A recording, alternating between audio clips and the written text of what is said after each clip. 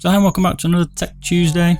As you know, on these we do technology reviews, gaming peripheral reviews, and anything else you like to suggest, just put in the comments and I'll take a look.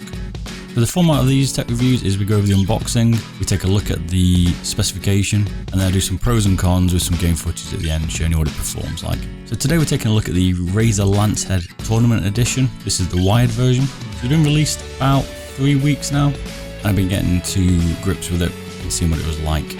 So the first thing people want to know is what's the difference between this Tournament Edition and the standard Razer Lancehead. And the difference is the optical sensor.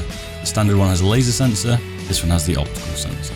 To get into the technology spec here, this one comes with a true 16,000 dpi 5G optical sensor.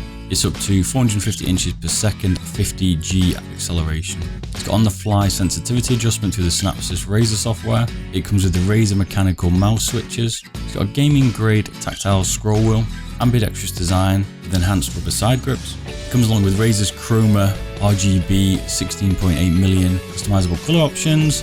It's also able to be part of your inter-device color synchronization. What that means is if you've got like the Razer Black Widow or Ornator or Razer Chroma or Razer or Weaver, say, when you have Razer's headphones, it means you can synchronize all the wave colors or rainbow colors together so they all do the same color effect at the same time, which is pretty cool. This has got 9 independently programmable buttons. It's got an ultra polling weight of a maximum of 1000. But unlike some of the mice, you can only go from 125 to 500 to 1000. It's not got the 250 option if you prefer that. It's got a 2.1 meter or 7 foot braided fiber cable. It's nicer, it's a bit longer than the Corsair's 1.8 meter. Its approximate size is 117 millimeters in length, by 71 millimeters wide, by 38 millimeters high, and its approximate weight is around 104 grams.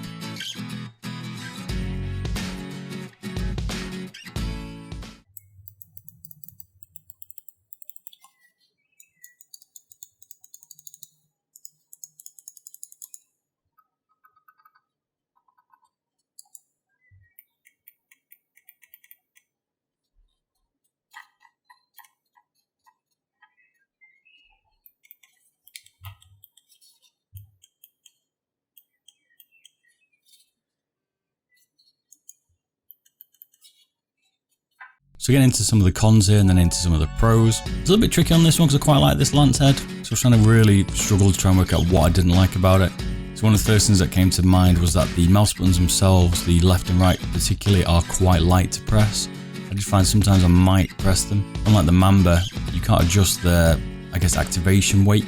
It would have been nice from Razer here to put that in place. One of the other negative things is the side buttons themselves are, tapered or shaped into a triangle, and the triangle being where your thumb would press the point of it, and that makes it quite thin where you can press. It's very hard to find, so there isn't much there to press. I didn't find this much of a problem. I did find it was probably something some people might not like. They might prefer quite a larger button, something like the Corsair Glaive has. And the other issue I have is that the weight is static, you can't change it, it's not adjustable, and some people might find it quite light, as it's quite rigid and this is what you get. So going on to some of the pros here, as you know I like this mouse at the minute, it's definitely one of my favourites. This mouse has great left and right rubber sides. The buttons here on the sides are thin, and this is probably the reason why, so you can grip it easily on these rubber pads because it's quite a slim profile mouse. And obviously they haven't got much space to play with. All the buttons around here have got nice solid tactile feedback, including the scroll wheel, the up and down DPI, the left and right thumb buttons on each side, the left and right click as well. As I've already mentioned here, the Tournament Edition here comes with the optical laser, which is great, gives you great tracking, and I found that to be very good in games, especially compared to something like the M65, which I rate has great tracking already. I love the RGB lighting on this. I like the way you got this side plate that's also multicolored. I'm not seeing this very much in any other mouse. I've seen this on is the Mamba from Razer.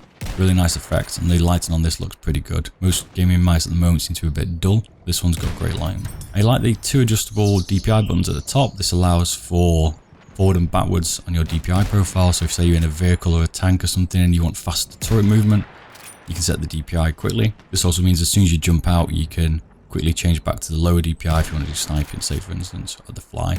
Compared to something that might have a bit of an issue on that is the Corsair Glaive only has a single DPI button assigned, and this would mean that you'd have to cycle through 5 profiles potentially to allow it to go back to the one that you want.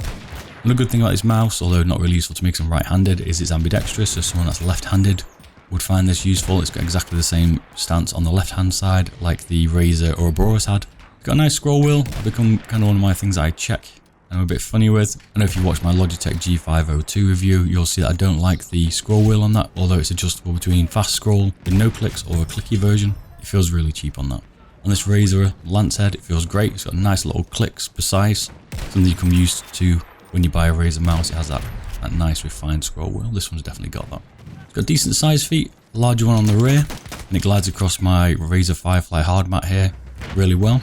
Maybe too well, again, like Corsair Glade here found it to be perhaps a little bit too fast, so I had to drop my DPI down to 600 DPI in the Battlefield footage that I'm playing, when I'd usually play at 900 DPI with something like the M65.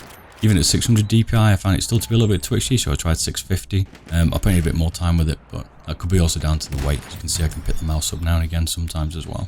My overall impression to the Lancehead is I'm very impressed. I do like the shape of it. It's a nice flat mouse. It's quite low, and I've got quite a small, I guess a smallish hand, or like a smaller mouse. This Lancehead is good. I've got good position on the thumb buttons, and I can use the other side with my little finger. This one for now is going to take the place of my M65 Corsair that I've been using, which I found to be a really good mouse as well, just because I like the shape of this Razer one slightly better. So I hope you like this review. Don't forget to like and subscribe. Let me know in the comments if you want to see something else, and I'll catch you all again later. Bye bye.